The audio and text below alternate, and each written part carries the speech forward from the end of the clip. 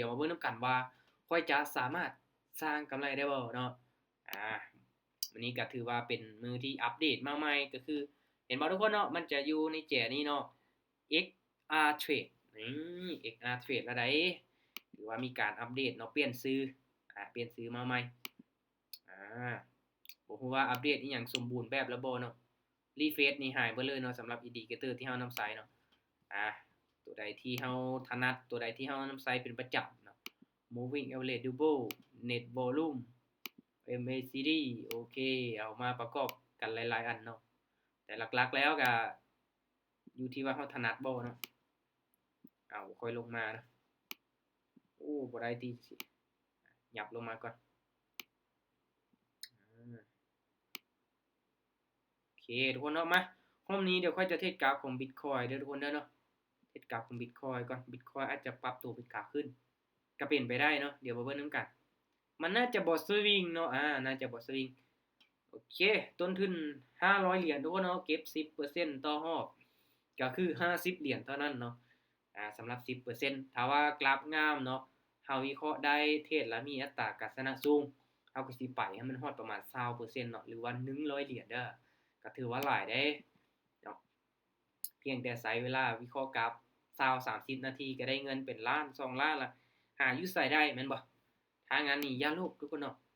เอาจักแสนหนึ่ง200,000ก็โอเคแล้วนะเนาะพอได้ใช้ค่าน้ำมันรถเนาะช่วงนี้มีเงินแต่ว่าบ่มีน้ำมันให้ใช้อุกเลยต่อคิวพอแรงเนาะอุกอั่งเนาะช่วงนี้ดีแต่ว่าเวียกเนาะหรือว่าวิธีหาเงินบ่ได้ออกไปไสเนาะนั่งอยู่ในโฮมนี่ดีถ้าว่าผู้ที่เฮ็ดเวียกประจำเนาะเที่ยวไปทุกมื้อนี่ห้วยต้องได้คิดหนักเด้หาเงินซื้อรถไฟฟ้ามาขี่นี่น่าจะเป็นทางออกที่ตอบโจทย์เนาะโอเคมาเดี๋ยวเบิ่งนำกันทุกคนเนาะสำหรับวิธีการบริหารต้นทุนเนาะค่อยจะไปออเดอร์ละ12เหรียญซะเนาะ12เหรียญถ้าว่าเสียแล้วจะคูณเป็น24คูณเป็น24ปึ๊บคูณเป็น48เนาะคูณขึ้นไปคูณ2ขึ้นไปเลยเด้อมาแสดงว่าขึ้นมาค่อนข้างที่จะสูงแล้วเนาะขึ้นมาค่อนข้างที่จะสูงแต่ว่ายังขึ้นไปต่อได้เด้อเนาะแฮงซื้อค่อนข้างที่จะหลาย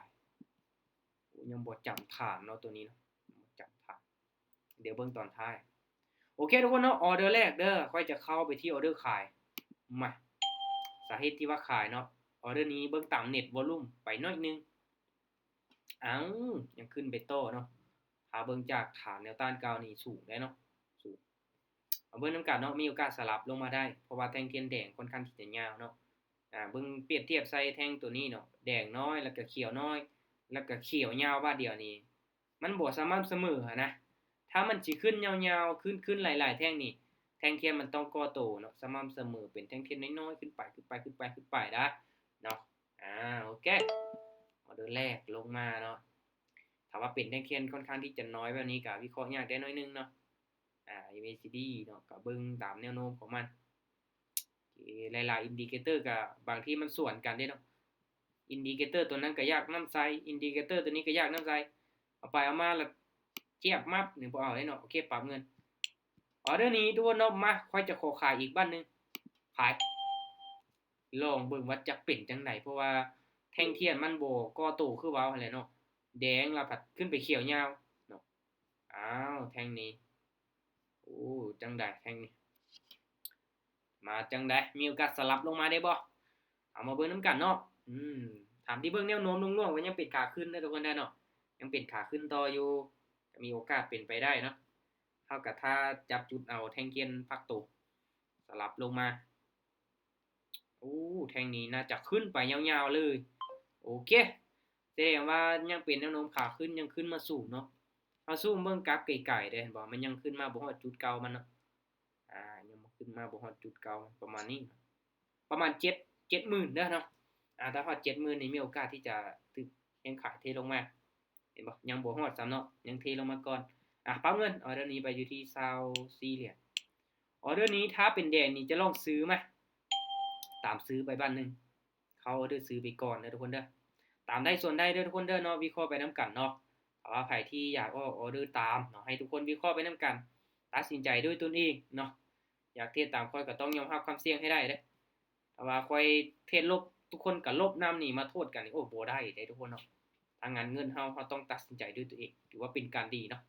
สำหรับข้อยก็อยู่บนพื้นฐานการวิเคราะห์ทุกคนเนาะมันบ่มีไผฮู้แน่นอนว่าออเดอร์นี้เฮาสิวินออเดอร์นี้เฮาสิเสียบ่แม่นเนาะถ้าฮู้แบบนั้นนี่ออกอินใส่เลยย้อนว่าเฮาบ่ฮู้เนาะเฮาก็ต้องเดินเงินเซฟๆไปก่อนแม่นบ่โอเคไปกันต่อ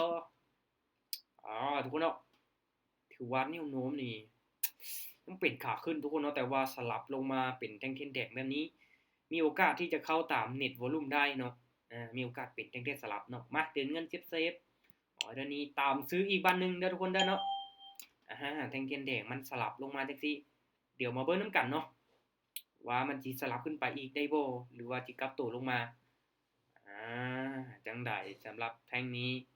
มันขึ้นไปสูงหน่อยนึงเนาะเบิ่งจากแท่งเทียนตัวนี้เบิ่งจากอินดิเคเตอร์ตัวนี้ที่ห่างออกจากสลับมา2-3แท่งเนาะแต่ว่า MACD นี่เส้นสีฟ้าเริ่มโกงเนาะสิลงมา2แท่งคือประมาณนี้ทุกคนนะโอเควินกดขายโอเควินยินดีนะทุกคนเนาะขอเพียงแต่อยากให้ทุกคนมีกำไรเบิดทุกคนเนาะบ่ว่าจะกดขายหรือว่ากดซื้อเนาะแต่สรุปรวมแล้วตอนท้ายให้มีกำไรนำกันเด้อทุกคนเด้อเนาะมาตามได้โอเคตามในส่วนใดทุกคนเนาะมาปรับเงินเนาะพลาดแล้วกลับไป24โอเคทุกคนเนาะตามที่ผ่านมาเด้อสำหรับแท่งเทียนนี้เป็น3แท่งเทียนแดงเฮาซื้อเลยเนาะถ้าลงมาเป็น3แท่งเทียนแดงนี่แนวโน้มยังเป็นขาขึ้นนี่มีโอกาสพักตัวเขียวได้เนาะย้อนหลังนี่ตัวนี้เนาะลงมา3แดงขึ้นเขียวตัวนี้ลงมา3แท่งเทียนแดงมันก็ขึ้นเขียวเนาะมาเบิ่งนำกันว่าแท่งนี้มันจะขึ้นเขียวให้เฮาได้บ่แต่ก็ค่อนข้างมั่นใจอยู่ถ้าว่าบ่มีหยังผิดพลาดเนาะเบิ่งตามแท่งเทียนย้อนหลังเนาะทุกคนเนาะย้อนหลังใกล้ๆนี่แหละเนาะจุดนี้ตัวนี้ก็เป็นแนวโน้มขาขึ้นเนาะมันก็ลงมา3แท่งเทียนแดงคือกันหลังจากนั้นมันขึ้นเขียวน้อยๆเนาะมันก็ก่อตัวขึ้นไปเป็นเขียวต่อเนาะจังได๋ลูกเขียวได้นะออเดอร์นี้เขียวน้อยก็เขียวปึ๊บนี่อันนี้หลักเอิ้นว่าแท่งเทียนหรือว่ารูปแบบทำมาหากินก็ว่าได้ทุกคนเนาะมาไปกันต่อโอเคถ้ามันก่อตัวนี่มันมีโอกาสขึ้นเขียวหลายไหมเด้อทุกคนเด้อเนาะถ้ามันก่อตัวมีโอกาสขึ้นเขียวเนาะหลายไหมคือแท่งที่ผ่านมาออเดอร์นี้12แต่ว่าเขาจะส่วนเน็ตโอเคทุกคนเนาะออเดอร์นี้มาลองตามขายเด้อตามเน็ตวอลลุ่มแล้วก็เบิ่งตามวอลลุ่มของ MACD เด้อ MACD นี่ตัดลงมาเนาะถ้า MACD ตัดลงมามีโอกาสเป็นแนวโน้มขาลงเนาะและแท่งนี้มีโอกาสสลับลงมาแดงได้อันนี้เฮาเบิ่ง2อินดิเคเตอร์เลยที่เข้ากันเนาะเพราะว่า MACD เนาะเห็นบ่เส้นตัวนี้ก็ตัดลงมานะแล้วก็เน็ตวอลลุ่มก็สีขึ้นชัดเจนเนาะโอเคงามๆแท่งนี้จังไดลูกจังไดตีลังกาวินเลยครับตีลังกาวินเลยสวยงามเอ้าบ่แม่นติจังสิ1วิสุดท้ายทุกคนเนาะบ่น่าเลยเนาะบ่น่าตีลังกาวินเลยบัดสุดท้ายขึ้นไปเสิสามัญจ่ายเบิดไส้เบิดพุงเลยออเดอร์นี้ปะเกินไปที่บ่ด็อกเตอร์โอเคเอาปรับเงินเนาะออเดอร์นี้24ออเดอร์นี้ทุกคนเนาะขายเด้อขายมันสิบ่ลงในแท่งใดต้องแท่งนี้ล่ะมาคนเนาะเสียดายเว้ยแท่งนี้มันขึ้นไปได้จังได๋ป๊าโถปกติมันต้องลงมาพักตัวสลับเป็นแท่งแดงๆบัดสุดท้ายขึ้นเขียวเฉยเนาะ1วิสุดท้ายบ่ค่อยงามเด้อทุกคนเด้อมันเป็นแท่งเทียนที่มีไส้ยาวๆจังซี่เนาะเนื้อเทียนน้อยๆจังซี่เนาะจังได๋ลงมาแดงได้นะออเดอร์นี้แดงน้อยก็แดงปึ๊บมันไปใส่เบิดไว้แฮ่งขายทุกคนเนาะพูดนะเวลาเบิดแล้วจึงค่อยลงมาพลาดไป2ไม้เด้อโอเคบ่เป็นหยังโอ้ยทุกคนเนาะมาปรับเงินไปกันต่อโอ้ยบ่ได้ติจังซี่เนาะ เดี๋ยวมาเบิ่งนำกันเนาะเทลงมาแล้วบัดนี้มาทุกคนเนาะปรับเงินออเดอร์นี้ขายอีกเด้อขายอีกก้อนบาทนึงเนาะขายอีกก้อนมาเบิ่งนำกันเนาะว่ามันสิลงมาแดงเฮาได้บ่ยังขายตัวนี้ลงมาค่อนข้างที่จะหลายเนาะแล้วก็เส้นตัวนี้เริ่มก้งแล้วเนาะเน็ตวอลลุ่มก็ก้งลงมาเนาะก้งลงมาแล้วมันออก ขียวไป1เขียวไป2โอ้เขียว3ไม้ติดแล้วเนาะมาไม้นี้จังใดก็แดงได้ทุกคนเนาะจังใดก็แดงได้แดงงามๆลุกนิ่งไว้ก่อนนิ่งไว้ก่อนอย่าเห็นบ่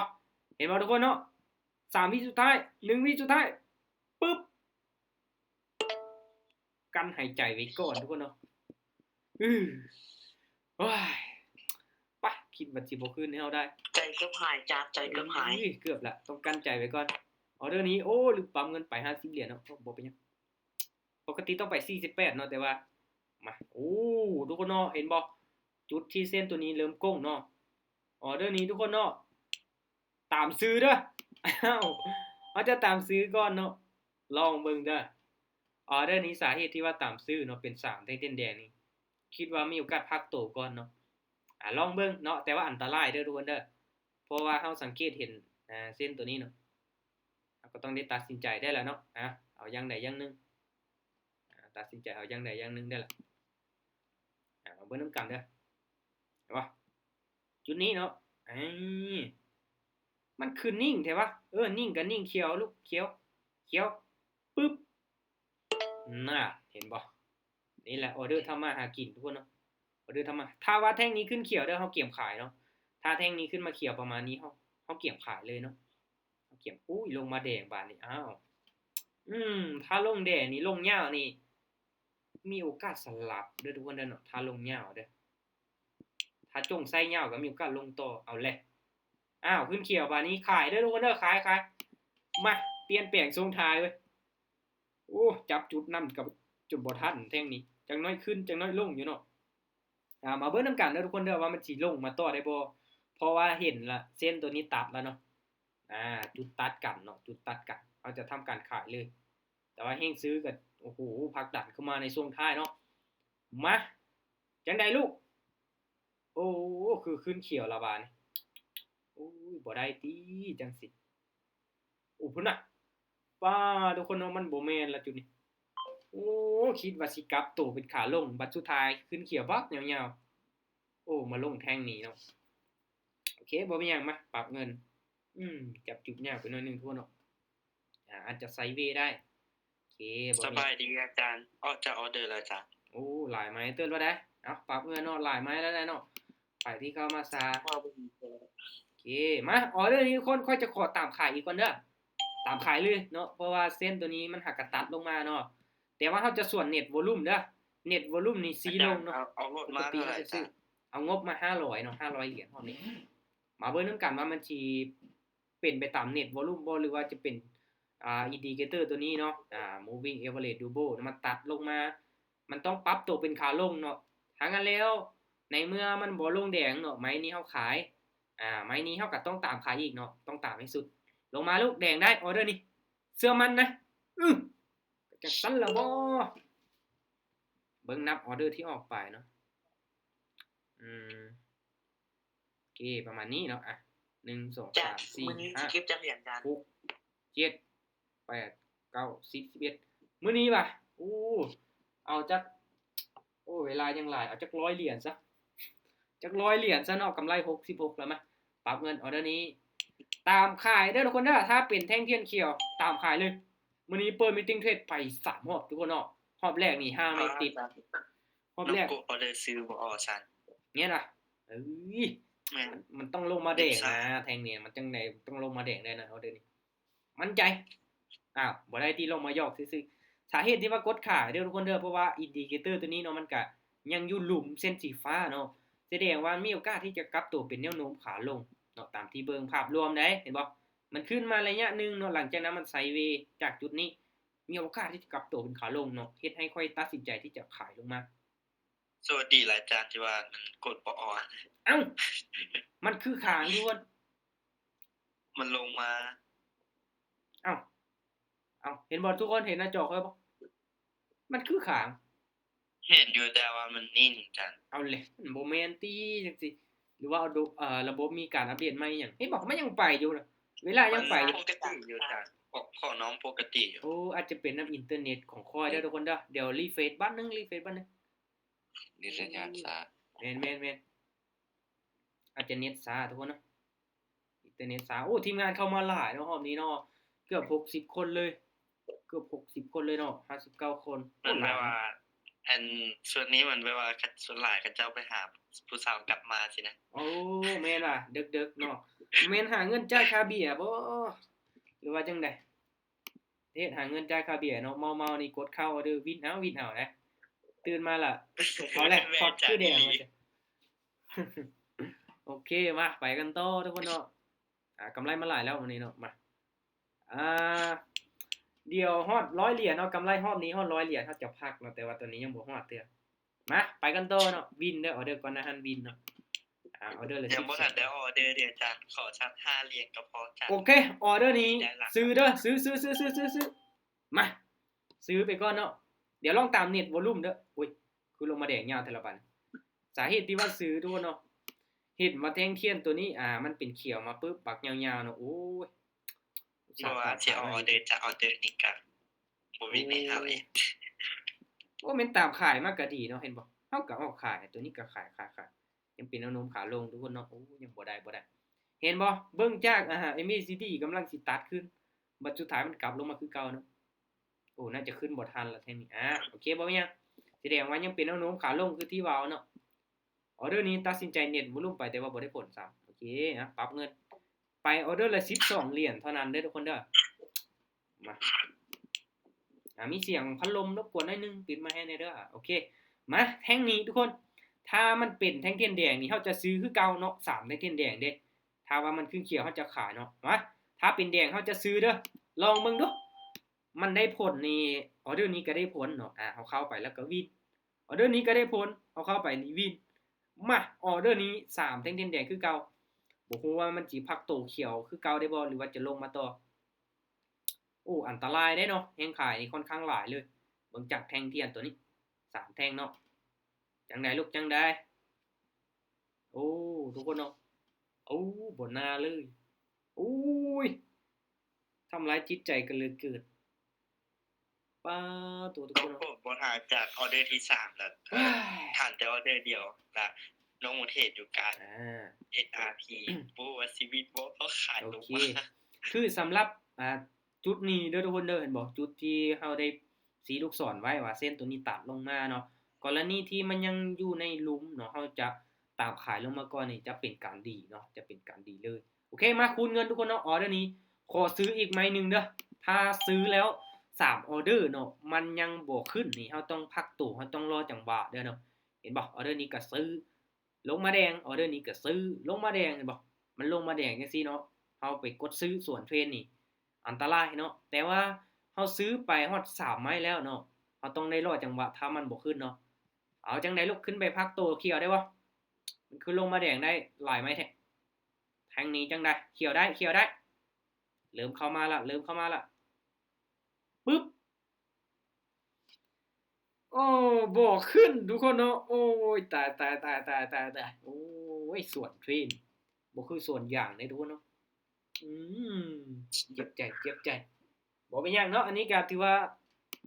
เอาเป็นบทเรียนหรือว่ากรณีศึกษาให้ทุกคนเด้อทุกคนเด้อสมมุติว่า ออเดอร์นี้ต้องมาแล้วล่ะจ้ะ ใจเย็นๆก่อนรอทับแป๊บนึงแทงนี้ถ้าเป็นเขียวยาวนี่เฮาจะขายแต่ว่าผ่านก่อนเนาะเฮงขายมันก็เห็นบ่มันยังลงมาแดงต่อเห็นบ่จังซี่นี่เนาะอันตรายเด้อ ว่าอย่าซื้อต่อ โอเคเฮาเบิ่งตามนี่สิลงมาหลายเนาะทุกคนเนาะถ้าเฮาตามขายลงมาคือตอนนั้นนี่งามๆเลยเสียดายแต่ว่าเฮาเข้าไปตามเน็ตวอลุ่มไปเนาะทุกคนเนาะจุดทำมาหากินเนาะเห็นบ่ตามขายลงมางามๆเลยเนาะเส้นสีส้มตัวนี้เด้อทุกคนเด้อให้ทุกคนจื้อไว้เนาะถ้าเส้นมันหักกตัดลงมาเนาะอินดิเคเตอร์มันขนานกันลงมามันยังอยู่ใกล้ๆกันเด้อทุกคนเด้อเอาจังซี่เนาะเฮาเบิ่งว่ามันอยู่ใกล้ๆกันจังซี่นี่เฮาบ่ควรที่จะสวนมันเนาะบ่ควรที่จะสวนมันเฮาควรที่จะตามขายเนาะมา คันขายแต่ออเดอร์แรกแล้วน่าจะซีออเดอร์ง่ายๆเลย แม่นเนาะเผลอๆได้5ไม่ติดเลยเห็นบ่เนาะแต่ว่าเฮาไปสะดุดตัวว่ามันค้างเนาะค้างไปหน่อยนึง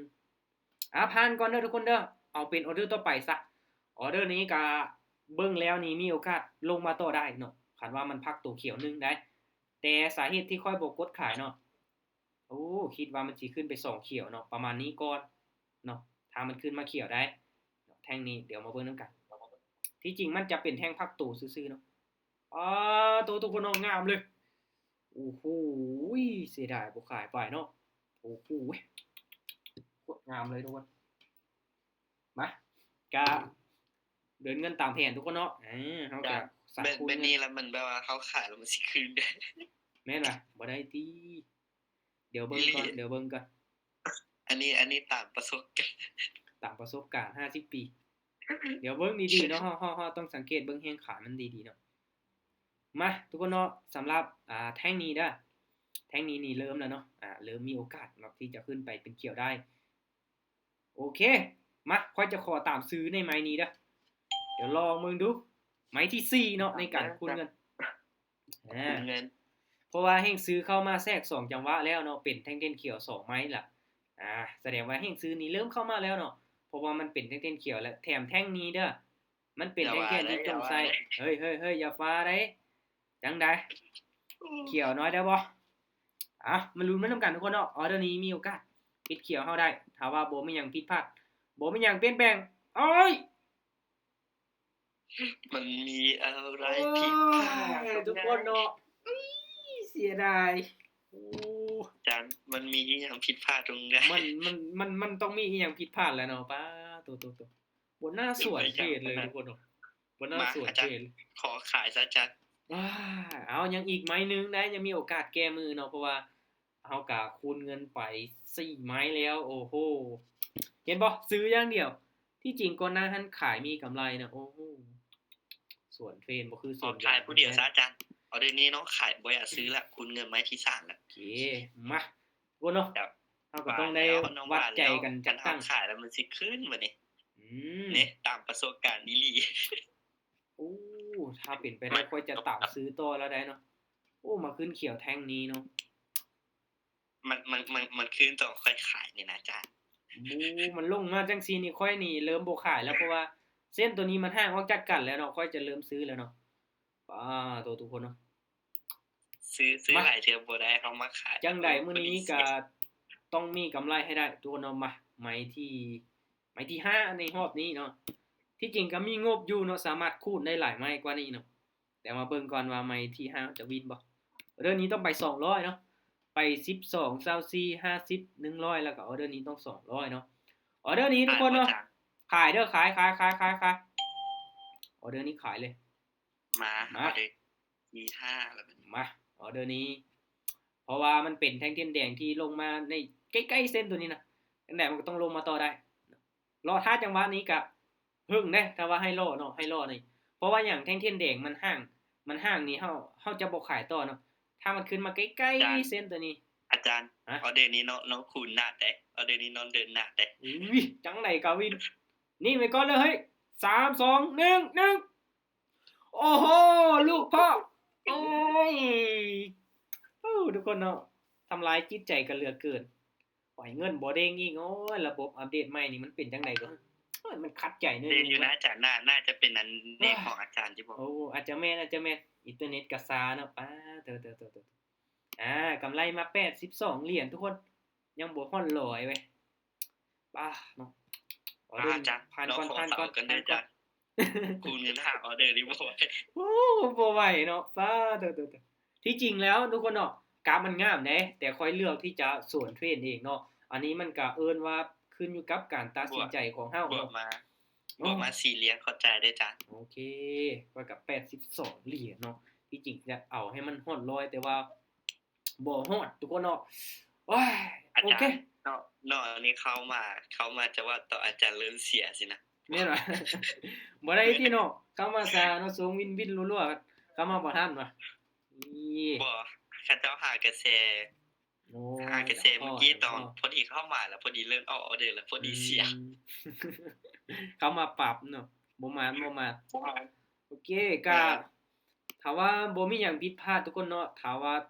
เฮาได้ตามขายในจุดนี้คือว้าวเนาะอาจจะขึ้นเขียวให้บ่ช่วงแรกๆมันขึ้นมาเขียวเนาะแต่เฮาตามขายในกรณีที่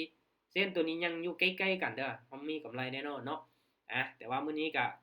อย่าสวนเทรนเด้ถ้าว่างบเฮาน้อยนี่บ่สามารถคูณเงินได้เนาะค่อยนี่อาศัยในการคูณเงินไปฮอด5ไม้เนาะแต่ที่จริงแล้วมาวินในไม้ที่ขายถ้าซื้ออีกก็น่าจะแจกอีกเนาะ นี่แหละเนาะตามเทรนด์ไว้ก่อน บ่ โอเค คันซื้ออีกแล้วบ่แม่นแต่หน้าจัดแล้วแหละจัก อ่า แจกอีก น่าจะเจ็บอีหลีเนาะบ่น่าจะเนาะน่าจะเสียอีหลีเนาะอุ้ยถือว่าเกือบรับแต่กลับมาได้ทุกคนเนาะถือว่ารอบนี้ทุกคนเนาะก็พักเอาไว้ประมาณนี้แหละเนาะที่จริงว่าอยากเอาให้กำไร100เนาะแต่ว่าได้มา82เหรียญก็พอใจเนาะเพราะว่ามื้อนี้ข้อยเองเปิดมีตติ้งเทรดไป3รอบบวกทุกรอบเลยเนาะถ้าไปที่ได้ก็ควรแบบว่าต้องเอาออเดอร์ต้องไปเสี่ยง5ออเดอร์พุ่นครับแบบว่าบ่ได้ตามเป้าก็พอ แม่นๆๆๆจิตใจเริ่มบ่นิ่งแล้วเนาะเริ่มตื่นเต้นแล้วเด้ แม่นเผลอๆเขาจะเสียหลายกว่านั้นอีก แม่นๆๆโอเคถ้างั้นก็พักก่อนเนาะเก็บกำไรรอบละน้อยเนาะใส่ในการบริหารต้นทุนเนาะช่วงใดที่จิตใจเฮานิ่งดีวิเคราะห์ได้นี่โอ้จังได๋ก็วินเนาะจังได๋ก็วินโอเคเอาทุกคนเนาะกำไรมื้อนี้ประมาณนี้เนาะพอใจเนาะก็บวกมารอบละน้อยเด้บ่ได้เทรดเก็บเอาหลายเนาะเพื่อเป็นการลดพรความเสี่ยงเฮาได้น้อยก็ดีกว่าติดลบแม่นบ่บวกมื้อละ1เหรียญก็ยังดีกว่าติดลบ มันบ่น้อยแล้วแหละอาจารย์มันเป็นล้านพุ่นเด้อ แม่นๆถ้าไลฟ์เป็นเงินกีบนี่82เหรียญนี่เกือบ2ล้านบ่ได้เนาะเห็นบ่เฮาหาเงินก็โอ้นั่งเฮ็ดบ่ได้ไปไสซ้ำนะใช้เวลา30-40นาทีได้หลายแหละ อาจารย์ถ้าเว้าแล้วแบบคนเขาเจ้าเฮ็ดเวียกหนักเขาเจ้าเฮ็ดเป็นมื้อบ่ได้เลยเขาเจ้าต้องเฮ็ดเป็นเดือนกินได้เท่านี้ แม่นๆๆเนาะอันนี้เฮาก็ต้องคำนึงถึง อันนี้ เนาะ ล่ะแบบเขาเฮ็ดแบบหลายนาทีสินะ แม่นหลายนาทีเท่านั้นเนาะถ้าว่าทุกคนเนาะคิดแบบนี้ได้นี่ดีได้บางคนเนาะต้นทุน20-30เหรียญนี่ได้กำไรฮอด100ก็บ่ทอนฮอด200ก็บ่ทอนเทศไปเนาะได้กำไรหลายๆก็บ่เซานี่สุดท้ายเสียเบิดก็มีเด้เนาะ เมื่อวานนี้น้องปานเตือน50เหรียญนี่แหละแต่ว่าปานไปฮอด100ปลายแล้วก็น้องเอาต้นทุนออกแล้วแบบว่าเอากำไรเดินต่อสินะ ใช่แน่เนาะแบบนั้นเนาะยังเซฟไว้ก่อนเนาะเฮาถอนต้นทุนออกไว้นี่เป็นการดีเนาะเข้าบัญชีเงินเข้าบัญชีแล้วอันนั้นนี่เฮามีกำไรเนาะถ้าว่ายังเป็นเหรียญอยู่ในบัญชีกระดานเทรดของเฮานี่ยังบ่ได้กำไรเทื่อน่ะเนาะเฮามีโอกาสที่จะเสียได้